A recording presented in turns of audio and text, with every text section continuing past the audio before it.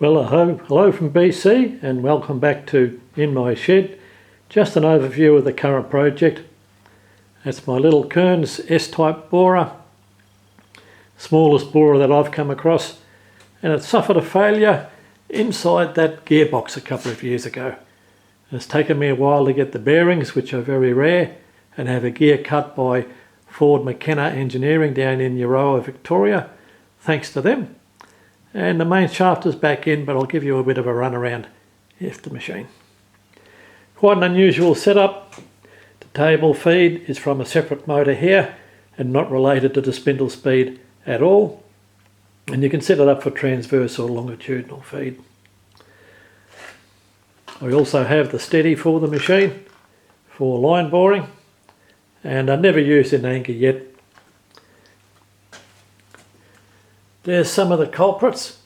They're the thrust bearings off the main spindle, and that's where all the bronze went when the gear failed, the worm gear. And they're the two bearings off the worm pinion. They were also full of bronze and failed.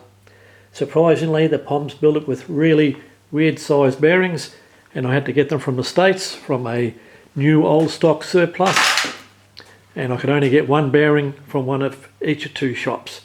So it cost me a bloody big packet. Here's a bit of unusual engineering. The little feed gear on the front of the quill shaft is Scotch keyed with a grub screw and then another grub screw to keep it tight on the shaft. I would have thought they could do a little bit better than that.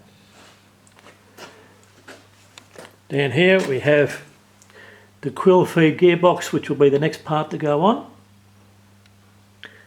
And that's the facing head off the front.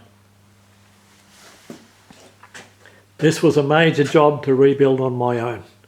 The quill shaft, which goes down the centre, had to come down from the top and align with all the bearings right down through the gearbox casing to where the motor sits inside that box.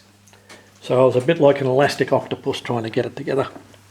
And now around the back, top of the tower shaft,